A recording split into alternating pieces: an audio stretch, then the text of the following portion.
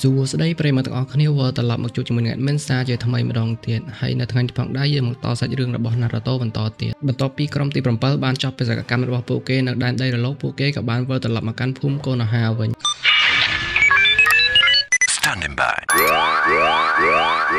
សាច់រឿងរបស់យើងចាប់ផ្ដើមនៅថ្ងៃថ្មីនៅផ្ទះរបស់ Naruto យើងក៏បានឃើញ Naruto ភ្ញាក់ពីគេងហើយគេក៏បានទៅរកអីញ៉ាំដែលអាហារដែលគេញ៉ាំហ្នឹងគឺសុទ្ធតែអាហារដែលសេសសល់បន្ទាប់ពីញ៉ាំអាហារពេលព្រឹកហើយ Naruto ក៏បានចាកចេញពីផ្ទះរបស់គេដើម្បីទៅធ្វើការហ្វឹកហាត់ជាមួយនឹងលោកគ្រូ Kakashi នៅពេលដែល Naruto បានឃើញ Sasuke ម្ដងទៀតពួកគេនៅតែឆ្លោះគ្នាដដែលទោះបីជា Sasuke ធ្លាប់ជួយគេកាលពីវគ្គមុនក៏ដោយក៏ការងារធ្វើការជាក្រុមរបស់ពួកគេនៅតែមិនមានភាពល្អប្រសើរជាងមុនផ្ទុយទៅវិញគឺកាន់តែអាក្រក់ជាងមុនទៅទៀតដោយសារតែពួកគេហ្នឹងគឺចង់ឈ្នះគ្នាទៅវិញទៅមកនៅពេលដែលលោកគ្រូ Kakashi Sensei បានធ្វើដំណើរមកដល់ Naruto ក៏បានស្នើសុំទៅដល់លោកគ្រូ Kakashi Sensei ឲ្យដាក់ mission ថ្មីឲ្យគេធ្វើដោយសារតែ Naruto ហ្នឹងចង់ជួយ Sasuke វិញដើម្បីតបស្នងសងគុណការវិវគ្គមុននោះទាំងអស់គ្នាបន្ទាប់ពីការស្នើសុំរបស់ Naruto Kakashi Sensei ក៏បាន training ពួកគេម្ដងទៀតដោយដាក់ mission ថ្មីឲ្យពួកគេធ្វើនៅពេលដែលកំពុងធ្វើ mission Naruto បានទៅដករុក្ខជាតិនៅក្នុងសួនរបស់អ្នកភូមិម្នាក់បន្ទាប់មកយាយចាស់ម្នាក់ក៏បានចេញមកហើយបានខឹងទៅលើ Naruto ខ្លាំងមែនទែនក៏មកដល់ជួបបន្ទាប់យើងក៏បានឃើញពួកគេទាំង3នាក់កំពុងស្វែងរកអ្វីម្យ៉ាងនៅក្នុងទឹកហើយកំពុងតែស្វែងរកសុក Naruto ក៏បានផ្លាត់ជើងធ្លាក់ចូលជ្រោះតែម្ដង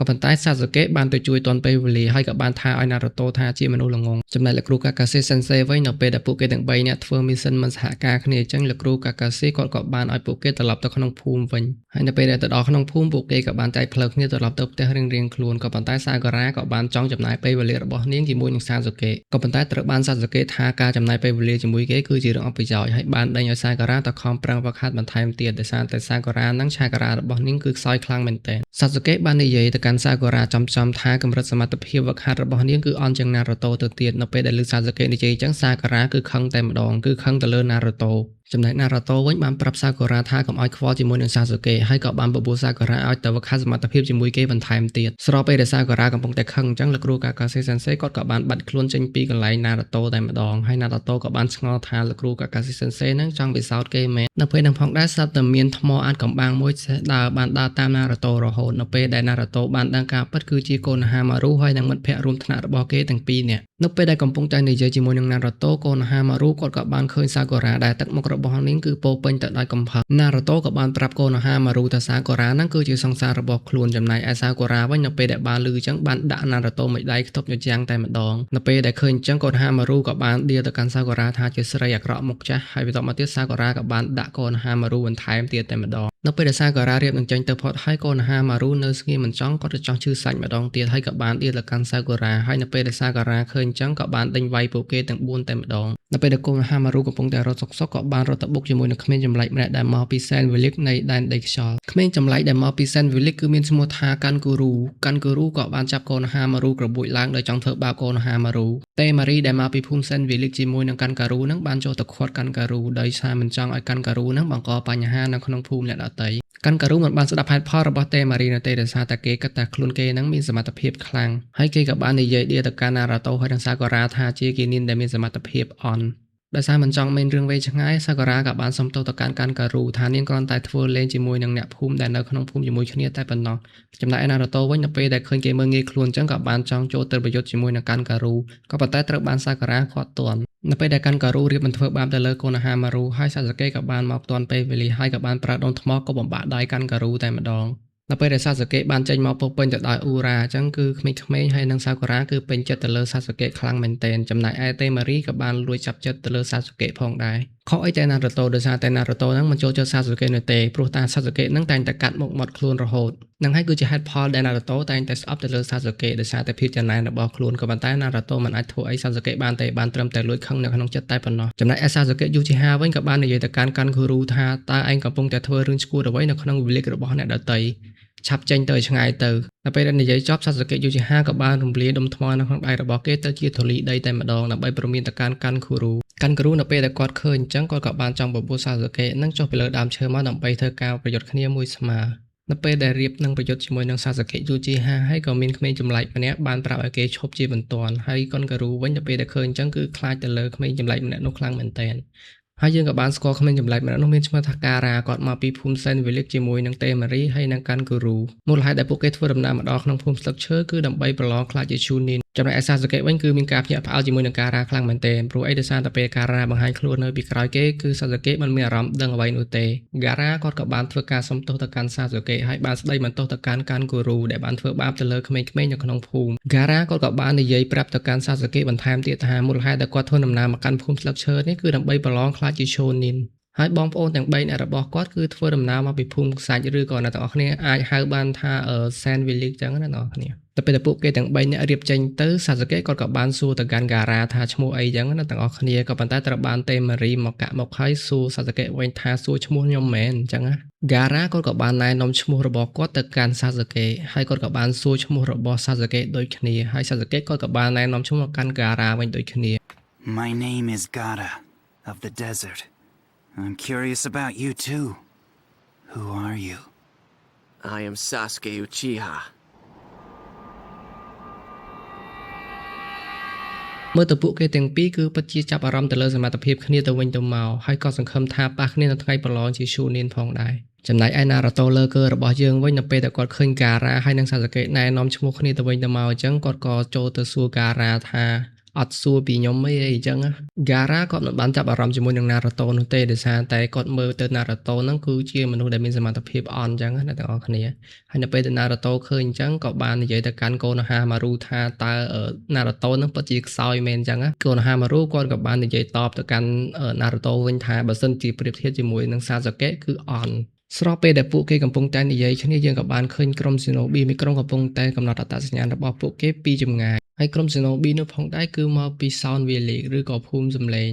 ដែលសមាជិកនៅក្នុងក្រុមរបស់ពួកគេគឺមាន3នាក់ដូស៊ូគឺជាកាពីតែនក្រុមហើយគីនហើយនិងសាគូនៅពេលដែលពួកគេទាំង3នាក់កំពុងតែពិភាក្សាគ្នាហ្នឹងដូស៊ូដែលជាមេក្រុមរបស់ពួកគេហ្នឹងក៏បានកំណត់អត្តសញ្ញាណការ៉ាហើយនិងសាសុកេយូជីហាគឺជាអ្នកដែលមានសមត្ថភាពខ្លាំងនៅក្នុងក្រុមអញ្ចឹងហើយគាត់ត្រូវទៅតាមដានពួកគេទាំងពីរនាក់ហ្នឹងដោយសារតែថ្នាក់លើរបស់ពួកគេបានបញ្ជាមកឲ្យពួកគេតាមដានអ្នកដែលមានសមត្ថភាពអញ្ចឹងណាទាំងអស់គ្នាកាលមកដល់ទស្សនការរបស់កូនហាណាវិញយើងក៏បានឃើញហូកាកេទី3កំពុងតែណែនាំចូលនីនទាំងអស់ឲ្យចេះរើសសមាជិកនៅក្នុងក្រុមរបស់ខ្លួនដើម្បីចូលរួមប្រឡងខ្លាចជាឈូនីនអញ្ចឹងហើយហូកាកេទី3គាត់ក៏បានផ្ដល់សិទ្ធិឲ្យចូលនីនទាំងអស់មានសិទ្ធិជ្រើសរើសកូនក្រុមរបស់ខ្លួនដែលគិតថាមានសមត្ថភាពហ្នឹងដើម្បីចូលប្រឡងអញ្ចឹងណាទាំងអស់គ្នាចាប់ផ្ដើមដំបូងគេយើងក៏បានឃើញកាកាស៊ីសេនសេដែលជាលោកគ្រូដឹកនាំក្រុមទី7ហ្នឹងគាត់ក៏បានណែនាំសមាជិកក្រុមរបស់គាត់ទាំង3គឺមានដូចជាសាសុកេយូជីហាណារូតូហើយនិងសាគូរ៉ាអញ្ចឹងណាទាំងអស់គ្នា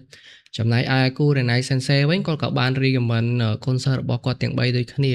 ាដែលមានដូចជាហ៊ីណាតាគីបាហើយនិងស៊ីណូដោយសារតែកូនសិស្សរបស់គាត់ទាំង3នាក់ប្រចាំនៅក្រុមទី8ហ្នឹងគឺសិតសឹងតែមានសមត្ថភាពអញ្ចឹងហើយគាត់ត្រូវតែរីកមិនចូលដើម្បីឲ្យប្រឡងខ្លាចជាឈូនីនអញ្ចឹងណាបងប្អូនរីឯអាស៊ូម៉ាដែលជាកូនរបស់ហូកាកេទី3វិញគាត់ដឹកនាំក្រុមទី10ហើយអ្នកដែលគាត់រីខមមិនហ្នឹងគឺមានដូចជាស៊ីខាម៉ារូអ៊ីណូហើយនិងជូជីអញ្ចឹងណាអ្នកទាំងអស់គ្នាចំណែកលោកគ្រូអេរ៉ាកាសេនសេដែលធ្លាប់បង្រៀនពួកគេនៅសាលា Academy គាត់ក៏បានចូលទៅឃាត់ហើយក៏បាននិយាយថាពួកគេទាំង9នាក់ហ្នឹងគឺមិនទាន់មានសមត្ថភាពគ្រប់គ្រាន់នៅឡើយទេដោយសារតែពួកគេហ្នឹងត្រូវការវឹកហាត់បន្ថែមអញ្ចឹងណាទាំងអស់គ្នាគាត់ហាមគាត់អត់ចង់ឲ្យចូលហ្នឹងគឺដោយសារតែការប្រឡងចូលនេះហ្នឹងគឺវាមានរយៈពេលលឿនមួយវិញទៀតអ៊ីរ៉ាកាសេនសេគាត់មានការបារម្ភចំពោះណារូតូដោយសារតែគាត់គិតថាសមត្ថភាពរបស់ណារូតូគឺនៅមានកម្រិតនៅឡើយកាកាស៊ីសេនសេគាត់ក៏បានជំទាស់ជាមួយនឹងអ៊ីរ៉ាកាដោយសារតែគាត់យល់ថាកូនសិស្សរបស់គាត់គឺអាចមានសមត្ថភាពប្រឡងខ្លាចជាឈូនីនបានកាកាស៊ីសេនសេគាត់ក៏បាននិយាយអួតទៅកាន់អ៊ីរ៉ាកាថាកាលពីគាត់នៅក្មេងគាត់មានអាយុត្រឹមតែពាក់កណ្ដាលណារូតូតែប៉ុណ្ណោះតែគាត់អាចប្រឡងឈូនីនជាប់អញ្ចឹងបានន័យថាណារូតូមានអាយុ12ឆ្នាំអញ្ចឹងកាកាស៊ីគាត់មានអាយុត្រឹមតែ6ឆ្នាំប៉ុណ្ណោះចំណែកឡតហូកាកេទី3វិញគាត់ក៏មានការយល់ព្រមជាមួយនឹងមតិរបស់អ៊ីរ៉ាកាសេនសេហើយនិងកាកាស៊ីសេនសេដូច្នេះហើយគាត់នឹងរៀបចំវគ្គប្រឡងពិសេសដែលតម្រូវឲ្យជំរុះពីមួយវគ្គទៅមួយវគ្គកាលមកដល់ឆ្នាំបន្ទាប់យើងក៏បានឃើញសាសុកេណារូតូហើយនិងសាគូរ៉ាកំពុងតែចាំលោកគ្រូកាកាសេសេនសេនៅកន្លែងស្ពានមួយហើយដោយសារតែចាំលោកគ្រូកាកាសេសេនសេយូរពេកពួកគេក៏រអ៊ូតែម្ដងនៅពេលដែលលោកគ្រូកាកាសេធ្វើដំណើរមកដល់ក៏បាននិយាយប្រាប់ពួកគេថាពួកគេត្រូវរីកមិនទៅប្រឡងវគ្គឈូនីនអេសាមណារូតូសប្បាយចិត្តខ្លាំងមែនទែននៅពេលបានទទួលដំណឹងពីលោកគ្រូកាកាស៊ីហើយក្តីសុបិនធំបំផុតនៅថ្ងៃប្រឡងរបស់គេនៅថ្ងៃខាងមុខគឺយកឈ្នះទៅលើសាសុកេហើយនិងកាន់គូរូហើយក្តីសម័យដ៏ឈ្គត់ឡប់មួយទៀតគឺគាត់សម័យឃើញហ៊ីរ៉ូសែនដែលជាឡតហូកាកេទី3ហ្នឹងចុះចេញពីតំណែងហើយប្រកល់តំណែងជាហូកាកេបន្ទាប់ទៅឲ្យគេតែម្ដងចំណែកឯសាសុកេយូជីហាវិញគាត់មិនបានខ្វល់ជាមួយនឹងណារូតូនោះទេអ្វីដែលគាត់ខ្វល់នោះគឺថ្ងៃប្រឡងរបស់គាត់ចង់ជួបជាមួយនឹងការ៉ាកាលមកដល់ក្នុងព្រៃមួយយើងក៏បានឃើញក្រុមទី3ដែលជាក្រុមរបស់ម៉ៃកាយកំពុងតែធ្វើការវឹកហាត់ដើម្បីត្រៀមខ្លួនចូលទៅប្រឡងឈូនីនផងដែរដែលក្រុមរបស់ម៉ៃកាយមានសមាជិកដូចជាតែនតា បាន Rock Lee ហើយនិង Neji ថ្ងៃបន្ទាប់ក៏បានមកដល់នៅក្នុងបរិវេណសាលាយើងក៏បានឃើញ Neji តែនហើយនិង Rock Lee ធ្វើការចុះឈ្មោះដើម្បីប្រឡងជា Chunin ហើយយើងក៏បានឃើញក្រុមទី7មកធ្វើការចុះឈ្មោះដើម្បីប្រឡងផងដែរក៏ប៉ុន្តែត្រូវបានរារាំងដោយ Shinobi 2 នាក់មិនឲ្យក្រុមរបស់ពួកគេចូលប្រឡងនោះឡើយនៅពេលដែល Sasuke ព្យាយាមចង់វាយប្រហារទៅលើ Shinobi 2 នាក់ហ្នឹងត្រូវបាន Rock Lee ចូលមកខាត់ទាន់ពេលវេលា Rock Lee ក៏បានស្គាល់ទៅលើក្រុមទី7ផងដែរដោយសារការពីរៀននៅសាលា Academy ជាមួយនឹងលោកគ្រូ Iloka ហ្នឹងពួកគេបានជួបគ្នាម្ដងហើយចំណែកឯ Sasuke វិញក៏បានចាប់អារម្មណ៍ទៅកាន់ Rock Lee ផងដែរដោយសារតែសមត្ថភាពរបស់គេមានការកើនឡើងខ្លាំងជាងពេលដែលពួកគេជួបគ្នាពីមុន Rock Lee ក៏បាននិយាយទៅកាន់ Sakura ដោយសារតែពួកគេហ្នឹងធ្លាប់បានជួបគ្នាពីមុនមកហើយ Rock Lee ក៏បានក្រាស់ទៅលើ Sakura ផងដែរហើយក៏បានបបួល Sakura ចេញទៅដើរលេងនៅខាងក្រៅជាមួយគាត់ហើយគាត់បាននិយាយទៅកាន់ Sakura ថាគាត់នឹងការពារ Sakura រហូតដល់ថ្ងៃស្លាប់ចំណែកឯ Sasuke វិញនៅពេលដែលឃើញ Rock Lee និយាយចឹងហើយគាត់មានអារម្មណ៍ថាចង់ក្អួតហើយគាត់ក៏បាននិយាយថា Pro Why Sojo នៅពេលដែល Sasuke កំពុងតែឈរសុកហ្នឹងក៏មានក្មេងម្នាក់ទៀតឈ្មោះថា Neji ហ្នឹងបានមកសួរឈ្មោះរបស់គាត់ហើយគាត់ក៏បាននិយាយទៅកាន់ Neji វិញថាឲ្យ Neji ហ្នឹងប្រាប់ឈ្មោះរបស់គាត់មុននឹងសួរឈ្មោះរបស់អ្នកផ្សេងហើយពេលកំពុងនិយាយហ្នឹងពួកគេទាំងពីរនាក់ហ្នឹងក៏បានឌឺដងគ្នាទៅវិញទៅមកផងដែរចំណែកឯ Naruto វិញក៏បានខឹងទៅលើ Sasuke ផងដែរនៅពេលដែល Neji ហ្នឹងបាននិយាយទៅកាន់ Sasuke ហើយអត់មកនិយាយជាមួយ Naruto អញ្ចឹងអ្នកនរគ្នា